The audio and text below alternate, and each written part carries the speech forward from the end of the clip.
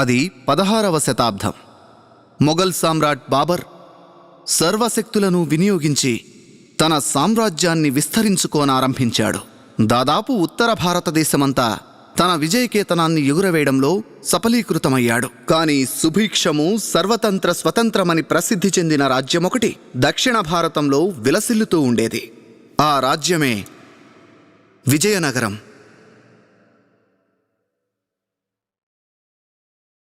విజయనగర రాజు బుద్ధిబల భుజబల సంపన్నుడైన శ్రీకృష్ణదేవరాయలు. ధర్మ సంస్థాపనలో వారికున్న సాటిలేని శ్రద్ధాభక్తులు, అలాగే వారికున్న కళాపిపాస వారి వ్యక్తిత్వానికి అద్దం పట్టేవిలా నిలిచాయి. మహామంత్రి తిమ్మరుసు వీరిని శ్రీకృష్ణదేవరాయల వారు అమితంగా అభిమానించటమే కాదు, పితృతుల్యులుగా వారిని ఎంతగానో గౌరవించేవారు. ఇక రాజపురోహితుడు తాతాచార్యుడు ధూర్తుడు, అవకాశవాది, దురాశాపరుడు. విజయనగర సామ్రాజ్య దర్బారుకే కళంకమైన ఇతడు కేవలం వంచన, కాపట్యాలు, కుతంత్రాలతో తన పబ్బం గడుపుకునేవాడు.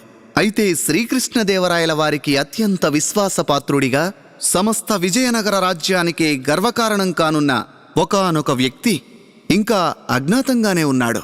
అతను త్వరలో ఈ దర్బారుకు విచ్చేసి శ్రీకృష్ణదేవరాయల వారిని తాతాచార్యుడు లాంటి ఆంతరంగిక శత్రువుల నుంచి కాపాడడమే కాదు, విజయనగర సామ్రాజ్యాన్ని దెబ్బతీయాలనుకుంటున్న బాహ్య అజ్ఞాత శత్రువుల నుండి కూడా రక్షించనున్నాడు.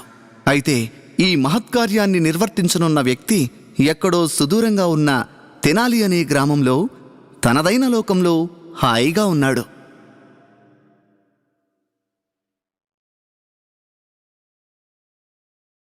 ఇకతని పేరు రామ. ఇదే రామా ఇల్లు.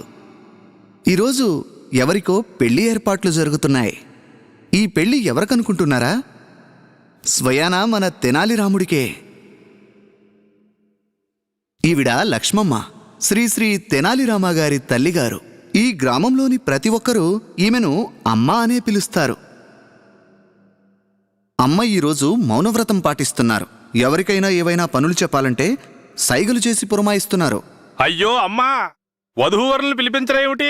శుభముహూర్తం దాటిపోతుంది. ఇంకా ఎంతసేపు నేను ఎదురు చూడాలి? ఇదిగో అమ్మా, మీరు వింటున్నారా లేదా? అసలు రామ మన పిల్లవాడే కదా, వాడి కోసం ఎదురు చూడలేమా ఏంటి? వధూవరులను పిలిపించండి. ఒక పక్క శుభముహూర్తం దాటిపోతుంది అంటుంటే. ఓం శ్రీ గణేశాయ నమః, ఓం ఏకదంతాయ నమః. వీడు గుండప్ప, రామునికి ఎంతో ప్రియమైన మిత్రుడు. ఒరే, ఏమిట్రా నువ్వు? గంతులు మీ బొందుకు వేలాడుతున్నాయి, భలే బాగున్నాయి. అయితే ఏమిటి? తుంతుకోనా? దేనికి? అదుకుంటానికి తుంతుకుంటానులే. నిన్నసలు వెళ్ళు. సంభావన ముట్టలేదు, వీడి గంటలు కావాలట, గంటలు. రండి రండి, తెనాలి రాముడికి కాబోయే వధువెవరో, ఇప్పుడు ఆమె ఏం చేస్తుందో ఒకసారి చూసొద్దాం.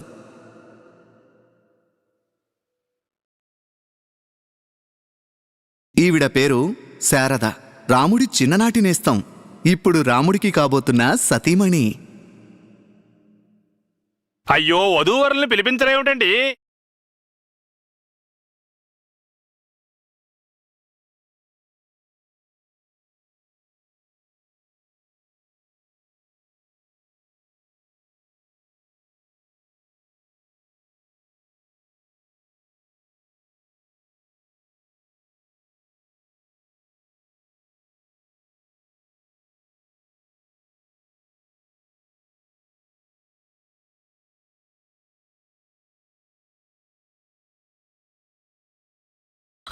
ఎత్తుకోండి. అయ్యో లేమ్మా.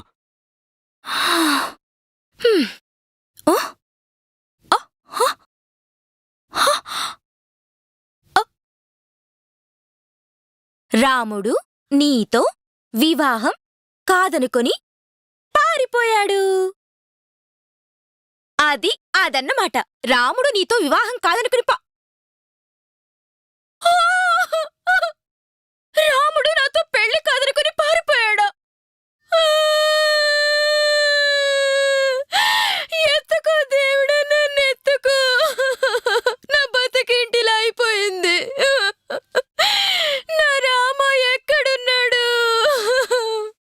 సమస్త పండితులు అగ్రగణ్యులు, విశ్వవిఖ్యాతిగాంచిన మహాజ్ఞాని, మహావిద్వాంసులు, కవి సామ్రాట్టులు, సమస్త వేదాలను అవపోసన పట్టిన మహామనీషి, విజయనగర సామ్రాజ్యానికే గర్వకారకులు శ్రీ శ్రీ శ్రీ పండిత రామ గారు దర్బారులో ప్రవేశిస్తున్నారహో. పండిత రామ గారికి జై! పండిత రామ గారికి జై! పండిత రామ గారికి జై! పండిత రామ గారికి జై! పండిత రామ గారికి జై! పండిత రామ గారికి జై! పండిత రామ గారికి జై!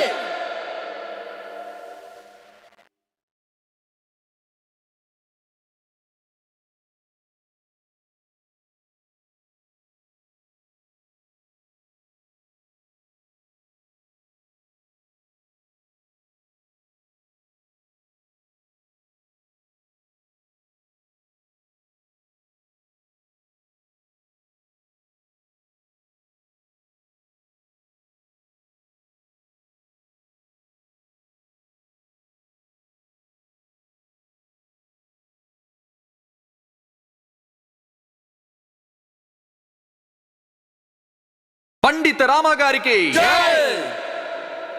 ఎలా ప్రశంసించేది తమరిని? భాషలో మాటలు లేవనిపిస్తోంది. ఈ మానవ శరీరంలో స్వయాన ఏ దేవుడో వెలిశాడు. లోకంలో నలుమూలలా మీ కీర్తి ప్రతిధ్వనిస్తోంది. వీరే మన అష్టదిగ్గజులైన రామ. పండిత రామ గారికి పండిత రామ గారికి పండిత రామ గారికి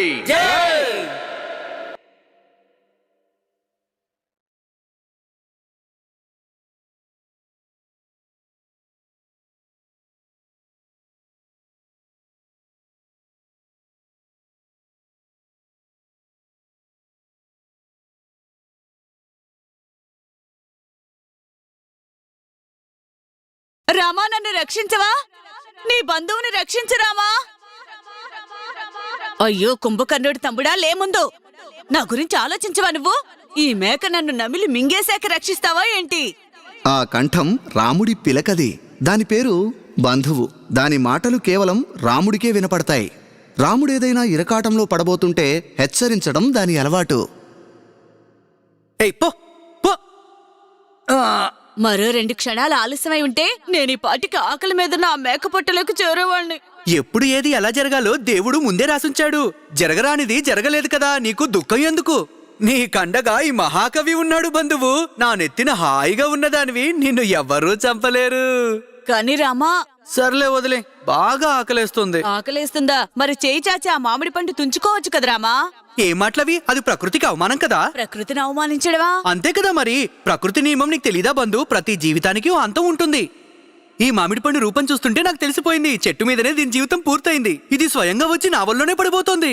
అంటే ప్రకృతి మాత స్వయంగా తలపెట్టిన పనిది. దీనికోసం నేనెందుకు శ్రమ పడాలి చెప్పు? నీలాంటి సోమరిపోతూ దిక్కుమాలిన వ్యక్తికి పిలకగా ఉన్నానే, నా కర్మ. సిగ్గు సిగ్గు.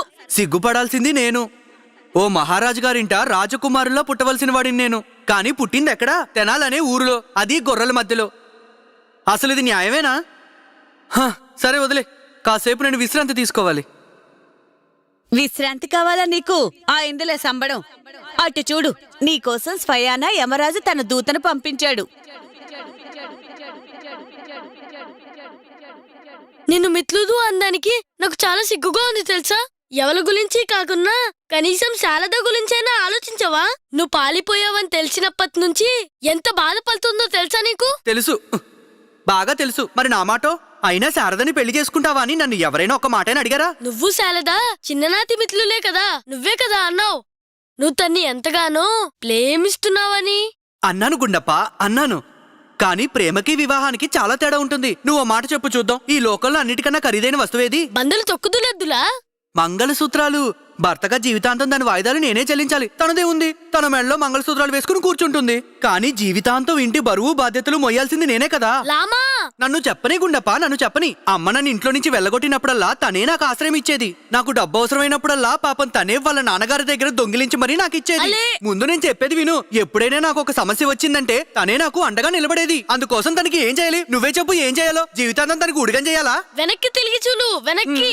అబ్బా, వెనక చూడడానికి ఏముందని? అదేదో శారద వచ్చి నా వెనక నిలబడినట్టు. వెనక నిలబడింది.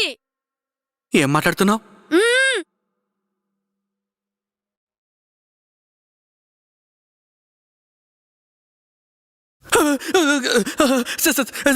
శారదా, నువ్వెప్పుడొచ్చావు? మనకు తెలియనే లేదు కదా. ఆహా, నువ్వు ఈ దుస్తులు ఎంత అందంగా ఉన్నావో తెలుసా? అయ్యో, నువ్వెందుకు ఏడుస్తున్నావు? నీకు బాగా తెలుసు కదా, ఏడుస్తుంటే నీ మొహం అస్సలు బాగుండదని.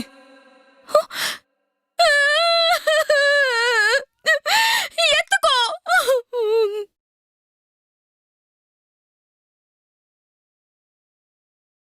వీణ్ణి కాదు, నన్నెత్తుకో అన్నాను. నన్నెత్తుకొని ఈ ఓడితో నన్ను ఆ చెట్టుకు ఊరేసే. ఇలా బతుకుండడం కంటే చచ్చిపోవడమే నయ్యో. అయ్యో దేవుడా, నేను చేసింది తప్పే, క్షమించమని కూడా నిన్ను అడిగానుగా. ఎప్పుడు చెప్పావు? నేను అడగలేదా?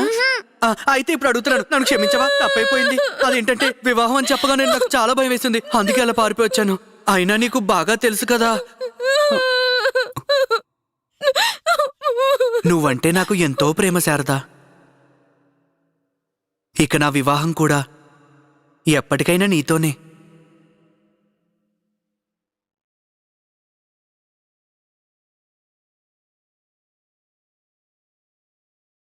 ఇప్పుడు ఏమీ లాభం లేదు లామా. ఇక వివాహ ముహూర్తం దాటిపోయిందిగా, ఇక పురోహితుడు పాలిపోయింది కాదు. అమ్మా మీకు ఒక నమస్కారం, నన్ను వెళ్ళనివ్వండి తల్లి, వెళ్ళనివ్వండి. ఆ రామ ఎప్పటికీ తిరిగి రాడమ్మా. అయినా నీలాంటి అమ్మే నాకుంటే నేను కూడా పారిపోయేవాడిని. రామ మాత్రం ఎందుకు తిరిగి వస్తాడు తల్లి? చాలా పెద్ద పండితులు ఆ తాతాచార్యుల వారు. శ్రీకృష్ణదేవరాయల వారి రాజపురోహితులు. నేను వారి గోష్ఠికి హాజరు కాకపోతే నన్ను చంపేస్తారు. మహాగురు తాతాచార్యుల వారికి జై! మహాగురు తాతాచార్యుల వారికి జై! మహాగురు తాతాచార్యుల వారికి జై! మహాగురు తాతాచార్యుల వారికి జై!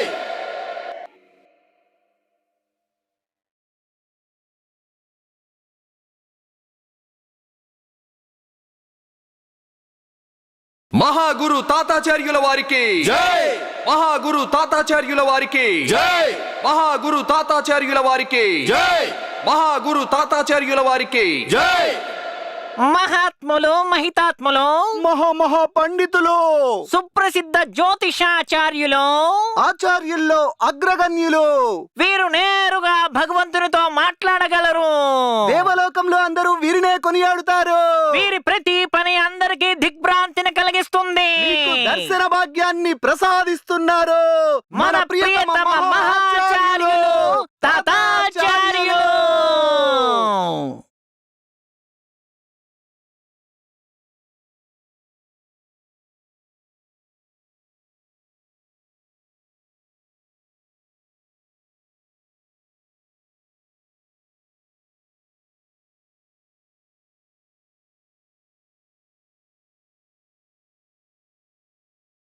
ఆయుష్మాన్ భవ.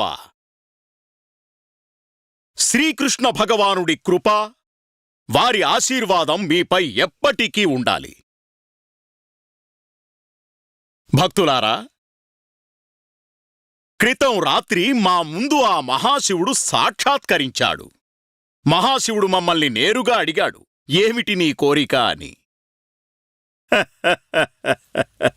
దానికి మేమన్నాము, ఓ మహాశివా, ఈ తాతాచార్యుడు తన భక్తుల సుఖ సంతోషాలు కాక మరింకేం కోరుకుంటాడు? నువ్వు మాకేదైనా వరం ఇవ్వాలని అనుకుంటే కేవలం ఒకే ఒక్క వరమివ్వు. మా భక్తులందరూ సుఖంగా ఉండాలి, ఎప్పుడూ ఆనందంగా ఉండాలి, సుభిక్షంగా ఉండాలి. శుభమస్తు. అలా ముహూర్తం దాటిపోతే ఏమైంది గుండప్ప? ఈ లోకాన్ని సృష్టించే ముందు భగవంతుడేదైనా ముహూర్తం చూసుకున్నాడా? బిడ్డని ప్రసవించే ముందు ఏ తల్లైనా మంచి ముహూర్తం చూసుకుంటుందా? ఆ సూర్య భగవానుడు ముహూర్తం చూసుకునే ఉదయిస్తాడా? అయినా వివాహం ఎప్పుడు జరగాలన్నది విధి నిర్ణయిస్తుందంటారు కదా, మరి ముహూర్తాల గోలేమిటి చెప్పు? ఈ పిచ్చి పిచ్చి వాదనలతో శారదని పదేయొచ్చు, అమ్మని కాదు. ఈ రోజు అందరి ముందు నీ ఒళ్ళు పచ్చదవుతుంది. అమ్మ నిన్ను వదలదంతే. అవునా? అయ్యో. శారదా, ఒక మాట విను. నేను ఒక పని చేస్తాను. నేను బజార్కి వెళ్ళిపోతాను. అమ్మకి ఏం చెప్తానంటే వివాహం ఏర్పాట్లో పడిపోయి అసలు విషయం మర్చిపోయానని, సరేనా? అయ్యో, నేను తప్పకుండా ఇంటికి వస్తాను, నా మాట నమ్ము. మీరిద్దరూ ఇంటికెళ్ళి అమ్మకి నచ్చ చెప్తూ ఉండండి, నేను వచ్చేస్తాను. నాతో షరతుంది. గుండప్ప మీతో పాటొస్తాడు. ఎందుకు? నా మాట మీద నమ్మకం లేదా? లేదు. అది ముందే చెప్పొచ్చుగా. రారా గుండప్ప. మహాగురు తాతాచార్యుల వారికి జై! మహాగురు తాతాచార్యుల వారికి జై! మహాగురు తాతాచార్యుల వారికి జై! మహాగురు తాతాచార్యుల వారికి ఎక్కడికి ఎక్కడికి చూసుకుని వెళ్తున్నావు మూర్ఖుడా? గురువు గారిని కలవాలి మహానుభావ. ఆయనకి ఆగ్రహం వస్తే నువ్వు ఇక్కడికిక్కడే భస్మం అయిపోతావు తెలుసా? శాంతించు వత్స. వీరు మా భక్తులు. చెప్పాం కదా వీరి గురించి మీ ఇద్దరికి. గుర్తొచ్చింది. సొమ్ము పొందే మార్గం, మ్మ్, శాంతి పరిచే మార్గం. మ్మ్. నీ గుండెల్లో నొప్పిగా ఉంటుంది కదా భక్త. మా గురువు గారికి అంతా తెలిసిపోయింది. నిజానికి దివంగతులైన మీ తండ్రి గారి ఆత్మ ప్రతి రాత్రి వచ్చి నీ ఛాతీ మీద ఎక్కి కూర్చుంటుంది. అందువల్లే నీ గుండెల్లో అలా నొప్పిగా అనిపిస్తుంది. అయ్యో కంగారు పడద్దు. కంగారు పడాల్సిన అవసరమే లేదు. నువ్వు ఇప్పుడు మా పరమ పూజలైన గురువు గారి శరణు కోరు వచ్చావు కదా, అంటే నీ జీవితం గంగ పాలే. పానుపు. నీ జీవితం పూల పానుపుగా మారుతుంది. ఇదిగో మీ తండ్రి గారి ఆత్మ శాంతి కోసమని మా పరమ పూజ్య గురువు గారు మీ తండ్రి గారి కోసం శాంతి పూజలు జరిపించాలి కదా. అది జరిపించడానికి కావలసిన ఈ సామాగ్రి నువ్వు 2 మణుగుల గోవు నెయ్యి, ఆ. సగం మణుగు బాదాం పప్పులు, ఆ. ఎండు ద్రాక్ష, జీడిపప్పులు, మ్. పాలకోవాతో చేసిన మిఠాయి. మొత్తం సామాగ్రి ఇక్కడే చదువుతూ నిలబడితే మీ బంధువుల ఆత్మల మరో 4 వచ్చి నీ ఛాతి మీదకెక్కి కూర్చుంటే మూర్ఖుడా. తమరి ఆజ్ఞ గురువు గారు. సుఖంగా ఉండు. మన గురువుగారిని మించిన దుష్టుడు దుర్మార్గుడు నీచమైన వ్యక్తి మరొకరుండరు. పాపం చనిపోయిన షావుకారు తండ్రిని కూడా వదలలేదు దురాశాపరుడు. అయినా మనమేం చేయగలం? మనం చేయవలసిందల్లా ఈ పాపాత్ముడు చెప్పిన దానికి వంత పాడటమేగా. ఇతను మాత్రం నేరుగా నరకానికే వెళ్తాడు. ఏం మాట్లాడుకుంటున్నావు? ఏం లేదు గురువు గారు, మీలాంటి మహాగురువు సన్నిధికి చేరాక మా జీవితాలు ధన్యమయ్యాయి అనుకుంటున్నాం అంతే. రండి. చూస్తున్నారా గురువుగారు, ఇక్కడ ఇసుక వేస్తే రాలనంత మంది జనం వచ్చారు కేవలం మీ దర్శన భాగ్యం కోసమే. ఒక్క మాట సెలవివ్వండి, మిమ్మల్ని వేరే మార్గం నుంచి తీసుకువెళ్తాం. లేదు లేదు, అలా కాదు. ప్రతి భక్తుడికి మా దర్శన భాగ్యం తప్పక లభించాలి. మనం బజారులోంచి వెళ్లే మార్గానే వెళదాం. అలాగే వెళ్దాం గురువు గారు. ఏం మాట్లాడుతున్నావు నువ్వు? కూరగాయలు మా పెరట్లో పడతాయా ఏంటి? ఇందులో కొన్ని పాడాయంటే నా బాధ్యత ఏముంటుంది? వెళ్ళు వెళ్ళు, డబ్బులు వెనక్కిచ్చేది లేదు.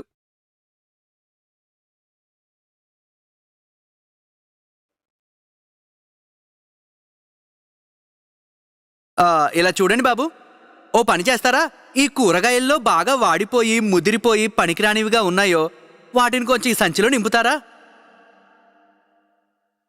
కొంచెం త్వరగా కానివ్వండి బాబు, ఎందుకంటే నా దగ్గర ఎక్కువ సమయం లేదు.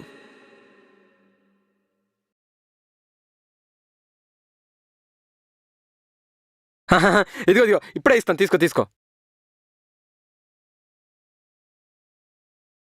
అవి చూడండి, అవి ఎంత నల్లగా అయిపోయాయో. ఇదైతే పూర్తిగా పాడైపోయింది. ఇది కూడా వేయండి.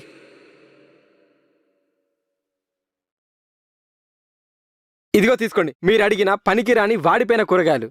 చాలా బాగుంది. ఇప్పుడు ఇంకో పని చేయండి, ఈ సంచిని అక్కడ పక్కన పెట్టి ఈ కూరగాయల్లో ఏవైతే తాజాగా లేతగా బాగున్నాయో వాటి ధర ఎంతో చెప్పండి. మహాగురు తాతాచార్యుల వారికి మహాగురు తాతాచార్యుల వారికి మహాగురు తాతాచార్యుల వారికి వెళ్ళవయ్యా, వెళ్ళు. నీ కూరగాయలు అమ్మేదే లేదు, వెళ్ళు. అరే, అలాగెలాగా అమ్మనంటావు? నేను కూరగాయల్ని తీసుకునే వెళ్తాను. అలాగా? నువ్వు ఎలా తీసుకెళ్తావో నేను చూస్తాను. ఏది కొంచెం తాకి చూపించు. అలాగా? అంత మాట అనేసావా?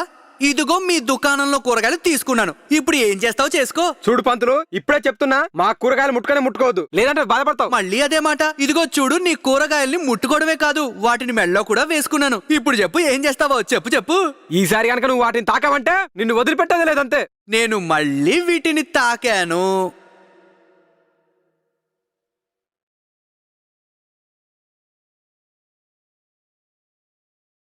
మహాగురు తాతాచార్యుల వారికి మహాగురు తాతాచార్యుల వారికి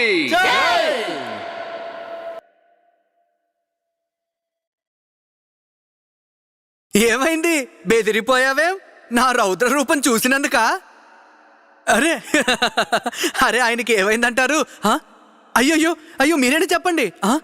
అయ్యో అయ్యో, పడిపోయారేమిటి? నేను సాయం చేస్తాను, ఉండండి. అయ్యో, ఎందుకలా నన్ను చూసి పారిపోతున్నారు? ఏమైందండి మీకు?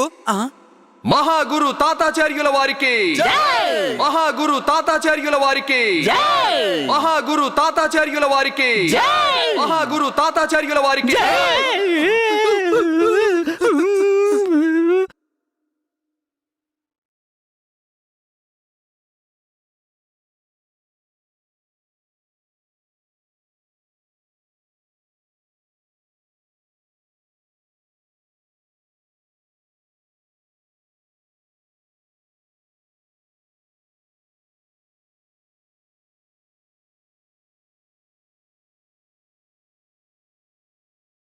అలే పాముంది నీ మెల్లో పాము.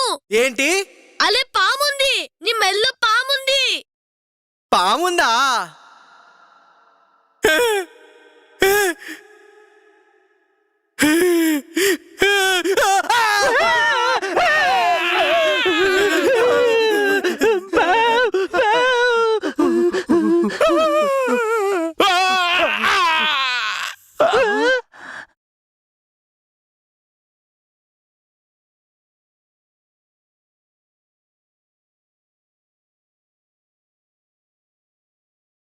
చూసావా మిత్రమా, ఇలాంటి అందమైన దృశ్యం నీకు మళ్ళీ కనిపించదు.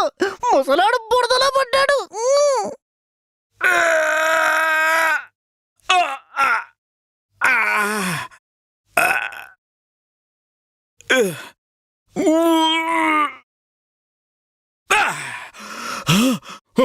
నేను సాయం చేస్తాను. ఉండండి.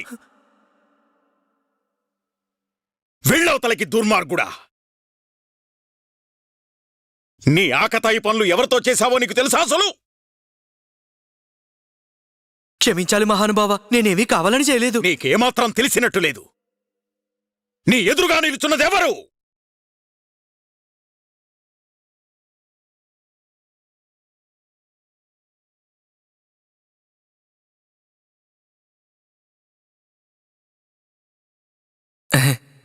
క్షమించాలి మహానుభావ, నా ముందు నిల్చున్నది మీరెవరో నాకు నిజంగానే తెలియడం లేదు. మీ మొహం అంతా బురద బురదగా ఉందిగా. ఇంతకీ తమరి ఎవరు? ఓరి మూర్ఖ! మేమెవరో తెలీదా? మా అలౌకిక వ్యక్తిత్వాన్ని చూసి దేవతలు సైతం తల వంచుకుంటారు. మేమే పండితుల్లో అగ్రగణ్యులమైన మహాపండితులమైన తాతాచార్య. నీ కల్పనకు నీ ఊహకు అందరంత పెద్ద పండితులం. మిమ్మల్ని కలిసినందుకు చాలా సంతోషం ఆచార్య. కానీ మీరు నన్ను క్షమించాలి మహాశయ. మీరు గొప్పవాళ్లు కావడం వల్ల నేను అల్పుణ్ణి కదా. ఏమన్నావు నువ్వు? అదేనండి, మీరైనా నేనైనా ఆ దేవుడు పుట్టించిన మనుషులం కదా. ఆయన దృష్టిలో చిన్న పెద్ద వ్యత్యాసం ఉండదు కదా. అదే విధంగా చూస్తే మీరు నేను సరి సమానమే కదా. నీకెంత ధైర్యం? నిన్ను నువ్వు మాతో పోల్చుకుంటావా? మాతోనా? ఆచార్యుడు తాతాచార్యుడితోనా? కూపస్థమండూకమా! నూతిలోంచి ఎప్పుడైనా బయటకొస్తే కదా అర్థమయ్యేది. ఇక్కడ నిలుచున్న ఈ మహాపండితుడు ఎవరు అన్నది. మా ముందు నిలబడే అర్హత కూడా లేదు నీకు. నీలాంటి వాడికి ఎటువంటి భవిష్యత్తు లేదు, వర్తమానమూ లేదు. ఈ ప్రపంచానికే నువ్వో చెదపురుగువి. మాతో వాదోపవాదాలు చేస్తావా? మాతోనా? మహారాజా శ్రీకృష్ణదేవరాయల వారి పురోహితులం మేము. త్రికాల జ్ఞానులం, మహాపండితులం. మరి నువ్వో ఏదీ కాదు, ఎవరూ కాదు. నీలాంటి తుచ్చమైన వాడికి విజయనగరంలో అడుగుపెట్టే యోగ్యత కూడా లేదు. సరే, సవాలు విసురుతున్నాం మేము నీకు. సవాలు! నీకు ధైర్యం ఉంటే విజయనగరంలో ప్రవేశించి చూపించు. రా అక్కడికి. ఎలా స్వాగతిస్తాడో చూడు ఈ తాతాచార్యుడు నీలాంటి ఉద్దండవాదిని. నీకెలాంటి గతి పట్టిస్తామంటే, ఎలాంటి గతి పట్టిస్తామంటే నీ మునిమనవలు కూడా తలుచుకొని ఏడుస్తారు.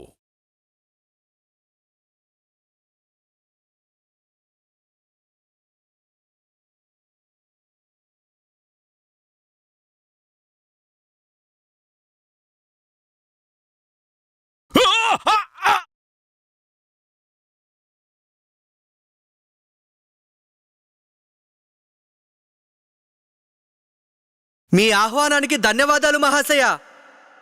మీరంత ప్రేమగా పిలిచినప్పుడు రాక తప్పదు కదా మీ విజయనగరానికి.